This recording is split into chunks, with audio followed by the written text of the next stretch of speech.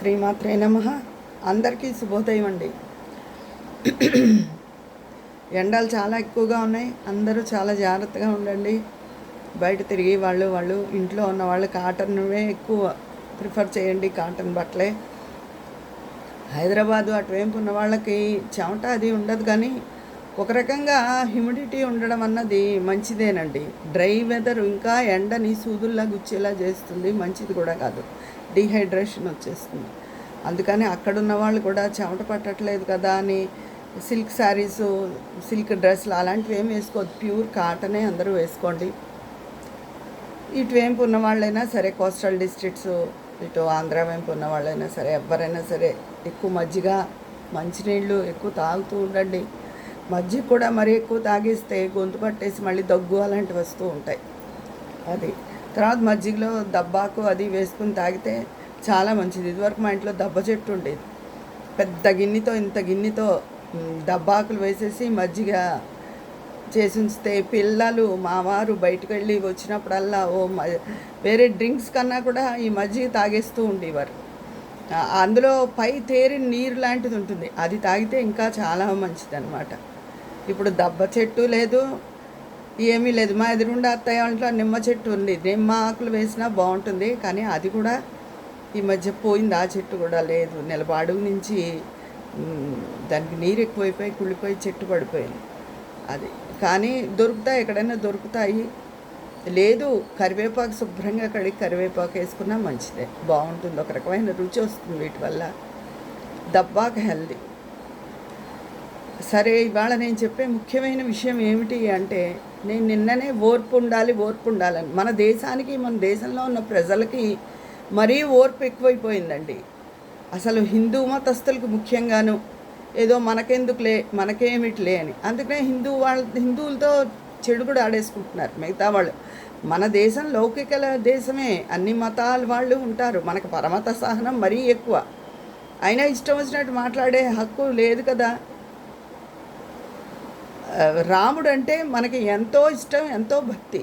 అలాంటి రాముణ్ణి ప్రకాష్ రాజ్ గారు అనే గొప్ప నటుడు, ఆయన చాలా గొప్ప నటుడు, అలానే మనం ఆదరించాం. ప్రకాష్ ఆంటోనీ రాజ్ ఆయన పేరు. సినిమాల కోసం ఆంటోనీ అని తీసేశాడు ఆయన. తీసేసి క్రిస్టియన్స్ సినిమాలు తీస్తే చేసుకోమనండి ఈసారి. మన వాళ్ళకి ఎవరికైనా పౌరుషం ఉంటే హిందువులు ఎవరు ఆయన సినిమాల్లోకి తీసుకోకూడదు. కేరళలో ఒక మీటింగ్ జరుగుతున్నప్పుడు శ్రీరాముడి గురించి ఇష్టం వచ్చినట్టు మాట్లాడాడండి ఆయన. ఒక రకంగా కాదు, ఒక కూలివాడితో మన రామచంద్ర ప్రభువుని పోల్చాడు. ఆ సభలో మీటింగ్ జరుగుతున్న ప్రతి ఒక్కళ్ళు వెకిలి నవ్వులు నవ్వారు. అందులో ఎవరు హిందువులు లేరా? ఒక జీసస్ని కానీ అల్లాని కానీ అలాగే విమర్శించి ఇష్టం వచ్చినట్టు మాట్లాడగలే దమ్ముందా? హిందువులు చేత కాని వాళ్ళు ఏమీ అనలేరు అని ఎవరిష్టం వచ్చినట్టు వాళ్ళు వాగారు. అందుకని వాగారు కాదు, ఈయన ఇష్టం వచ్చినట్టు ఈయన వాగాడు. ఈయన ఇష్టం వచ్చినట్టు ఈయన వాగాడు. అసలు మన సినిమాలు చేస్తూ ఇక్కడ హిందువులు తీసిన సినిమాలు, ఆంధ్ర వాళ్ళు తీసిన సినిమాలు, మన తెలుగు రాష్ట్ర ప్రజలు తీసిన సినిమాలు చూస్తూ తెలుగు రాష్ట్ర ప్రజల అందలం ఎక్కిన ఈ ప్రకాష్ ఆంటోనీ రాజ్ తెలివిగా ఆంటోనీ అన్నది మధ్యలో తీసేసి సినిమాలు చేసుకుని ఎంతో వృద్ధిలోకి వచ్చి మన భారతదేశంలో నివసిస్తూ ఇష్టం వచ్చినట్టు మాట్లాడతాడా మన రాముడి గురించి? అసలు మనిషి ఆయన అన్నం తింటున్నాడా, ఏం తింటున్నాడా అని చాలా అసహ్యం వేసిందండి. ఆయన అంటే చాలా అభిమానం కూడా. చాలా అంతఃపుర సినిమా వాటిలో ఎంత బాగా చేశాడు అని చెప్పి, కానీ చాలా అసహ్యం కూడా వేసింది. ఇప్పుడైతే నేను చెప్తున్నాగా, మన వాళ్ళకి ఎవరికైనా పౌరుషం ఉంటే ఆయన ఇంకా సినిమాలో కొన్ని కారణాలకి బ్యాన్ చేసేస్తారు. హిందూయిజాన్ని విమర్శించినందుకు, హిందువుల ఆరాధ్య దైవమైన రాముల వారిని విమర్శించినందుకు అసలు ఎవరు ఆయన్ని సినిమాల్లోకి తీసుకోకూడదు.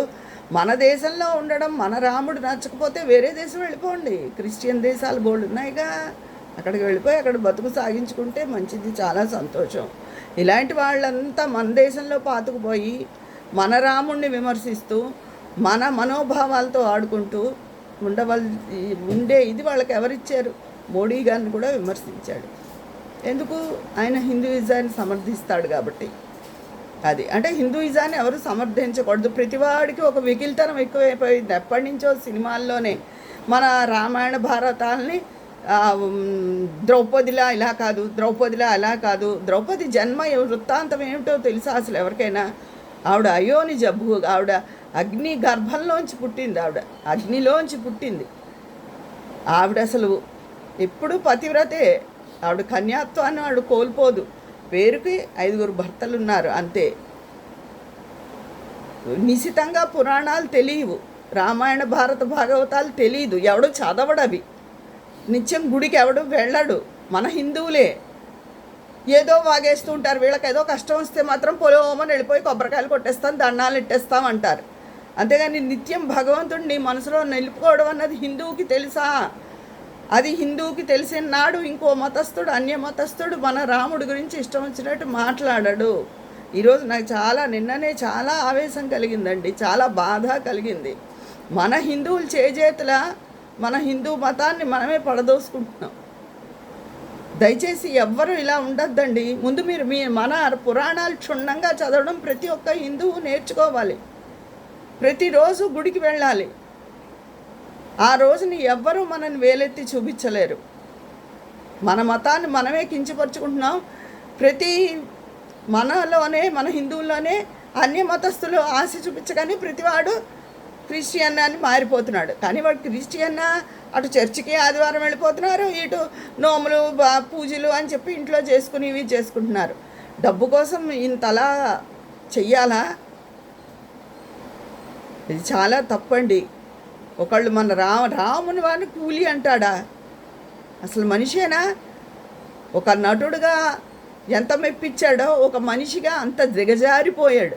అన్ని మనోభావం, అంత కుళ్ళు తత్వం ఆయనకు ఉందన్నమాట. ఒకప్పుడు కమల్ హాసన్ గారు కూడా విశ్వవిఖ్యాత నటుడు ఆయన, అంటే అందరికీ ఇష్టం, నాకు చాలా ఇష్టం. ఆయన కూడా ఇలాగే మాట్లాడాడు తమిళనాడులో. కాకపోతే అందరి నుంచి వ్యతిరేకత రావడంతో ఆయన తన మాటలను తను వెనక్కి తీసుకుంటానని చెప్పాడు. ఈ ప్రకాష్ రాజ్ చెప్తాడా?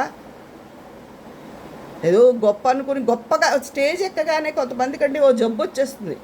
చాలా గొప్పగా మాట్లాడేసాం మేము అనుకుని ఇష్టం వచ్చినట్టు మాట్లాడుతూ ఉంటారు.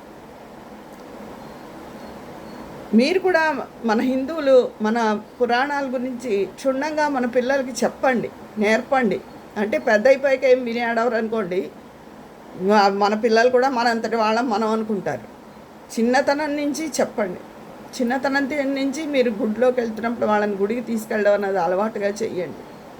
రోజు నిత్యం మన భగవంతుడిని మనం ఎందుకు దీపం పెట్టుకుంటాం, ఎందుకు పూజ చేసుకుంటాము అని చెప్పి మన భారతీయులకి కొంతమంది ఎలా ఉన్నా మిగతా వాళ్ళకి నమ్మకం ఉండబట్టే, రాజుని బట్టి కూడా ఉంటుందంటారు కదా. ప్రస్తుతం మన పాలించే మోడీ గారు హిందుత్వాన్ని పూర్తిగా నమ్మబట్టే ప్రస్తుతం మన దేశం ఒక రక్షణ కవచంలో ఉంది.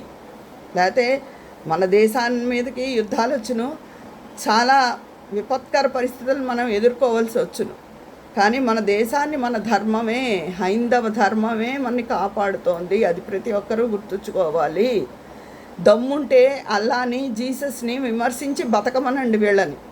మన దేశంలో ఉంటూనే మన హిందూ ధర్మాన్ని కించపరుస్తూ, మన దేవుళ్ళని కించపరుస్తూ నోటికి వచ్చినట్టు మాట్లాడడం కాదు. మరి ఈ ప్రకాష్ రాజ్ గారు ఎలా క్షమాపణలు కోరుకుంటారా అని నేను చూస్తున్నాను. ఆయన్ని ఏది లేండి నువ్వు మాట్లాడావని ఇలా మాట్లాడుతున్నావు అని ఆ సభలో ఒక్కళ్ళు అడగలేకపోయారు. అంటే రాముడిని ఏమనేసినా మీ అందరికీ ఇష్టమే అనమాట. అక్కడ ఉన్న వాళ్ళందరూ హిందువులు కాదనమాట. అయితే ఓకే, సరే. అయితే తీర్పు భగవంతుడే ఇస్తాడు. ఒక్కొక్కసారి ప్రజలు ఇవ్వలేనప్పుడు అలాంటి వ్యక్తులకి తప్పకుండా భగవంతుడే ఇస్తాడు తీర్పు. దయచేసి మన హిందువులందరినీ నేను వేడుకునేది, ముందు క్షుణ్ణంగా మన భారత భాగవత రామాయణాలని చదువుకోండి. సినిమాల్లో కానీ ఎక్కడే కానీ నోటికి వచ్చినట్టు విమర్శించే వాళ్ళ మూతి పగలగొట్టండి. ఇదే నేను మిమ్మల్ని అందరినీ వేడుకునేది. ఈరోజు నేను చెప్పే టాపిక్ ఇదే. మీ అందరి అభిప్రాయాలు కామెంట్ బాక్స్లో తెలియజేసేయండి. మరి అక్కడ మాట్లాడుకుందామా? ఉంటాను, మీ స్నేహితురాలు విజయ పన్నాల.